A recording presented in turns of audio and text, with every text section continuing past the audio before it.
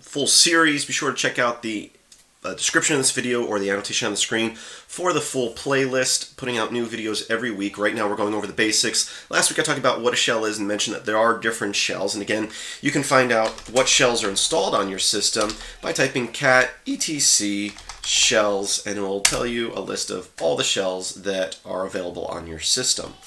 And on my system, I am running Z shell by default, but most systems run bash by default. So I'm going to start bash in the bottom screen here. We'll make the screen a little bit larger, the text a little bit larger here.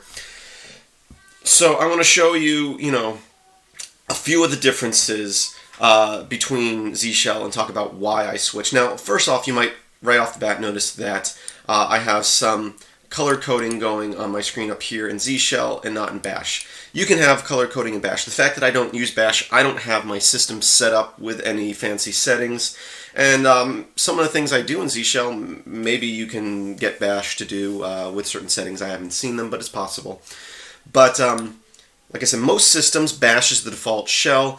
There is a Linux distribution called, I think you pronounce it Greml, it's GRML, and they use Z shell as their default setup, and I really like their setup, and they share their config files so you can get it running on your system if you install Z shell. And I liked it so much that about 2 or so years ago I switched, and I'm loving it so far. So first off, let me switch directories here. Go to my temp directory. Now I can list out all my files here in both bash and Z shell. And I do have color coding enabled on both. But you'll notice that right here I have a file called beta, and you can see it right here as well. So now with Z shell, I can type in ls space b and hit tab, and you can see that it gives me some auto-completion suggestions. I have beta, this PDF file, looks like some sort of Blender temp folder. Down here I can type in ls b, and I have to double tab. Well, hit tab once, it doesn't work the first time, hit a second time it goes. And you'll notice that, so the tab is a little different, but that's not a big deal, that it's only listing out 2 files. The PDF file and the Blender temp file. Why is that? Well, Unix and Unix-like systems, such as Linux, are case sensitive. So when I type B and hit tab, it shouldn't be showing this beta here because it's a capital B, which is different than a lowercase b. But the way I have Z shell set up, and maybe you can do this with bash as well, I don't know, it ignores that case and it auto-completes for both. So it lists all files that start with B rather than just all the ones that start with lowercase, which is kind of nice. Another thing about the auto-completion when it comes between Z shell and bash is, let's say I do list and I type in B up here, I can hit tab, and if I keep hitting tab, it goes through them all just like bash does. But if the list is rather long, I can also do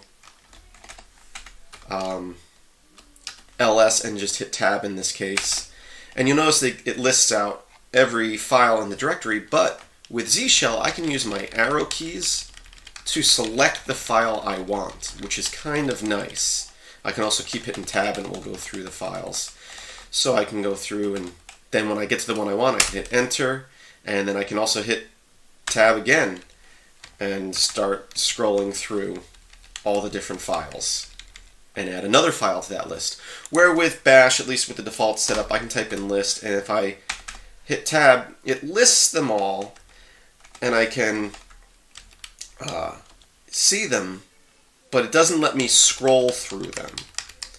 And also, at least not by default, they're not color-coded by file type.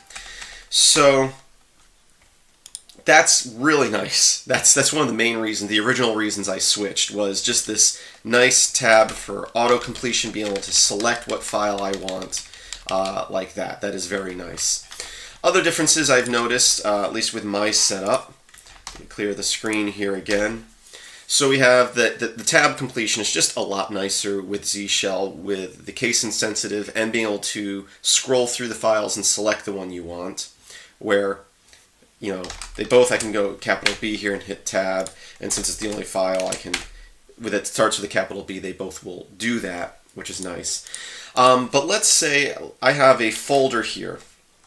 Let me show you in the bash first. I have a folder called test. So cd te, and I can hit tab, and it shows a file called test, but again, I'm looking for a folder with a capital T, so I'm going to go capital T tab, and there's a folder inside that. I can hit tab, and then there's a file inside that. So I have two folders in the file. Now with bash, the way the default setup here, if I hit enter now, it's going to tell me I can't change directory to that, I can't cd to that, because file is a file, not a directory.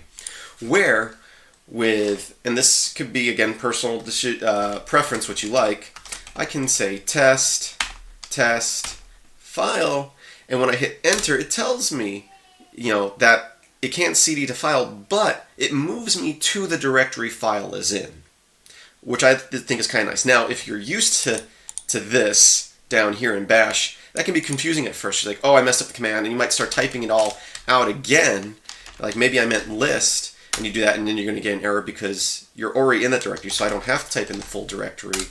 So again, that's a difference. That's just how I have it set up. You may or may not like that. It's just a different preference. So, few differences here and there. I also want to point out, we'll also down here, we'll go man bash to bring up the man file for bash, and up here I'll type in man Z shell for Z shell. And if we go all the way to the bottom of the file here, you'll see that the bash man file is 4,000 lines long. If we go all to the bottom of the Z shell man file, you'll see that it's only 286 lines long. Why is this Z shell so much shorter? Well, let's go back to the top of the file and actually start reading. Because Z shell contains many features, the Z shell manual has been split into a number of sections, which is pretty nice. So you can go section by section, but the last one here is Z shell all. So if I man Z shell all, or ZSH all, I can now go to the end of this file, and you can see that Z shell has over 23,000 lines of manual. So that's something to think about.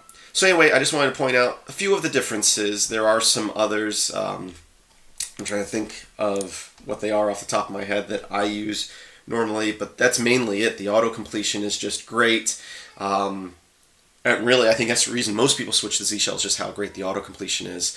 If you use Z shell and you know some features that I didn't mention, go ahead and mention that below. If some of the things I showed you can do in Z shell you know how to do in bash, go ahead and mention that below in the comments. I thank you for watching. As always,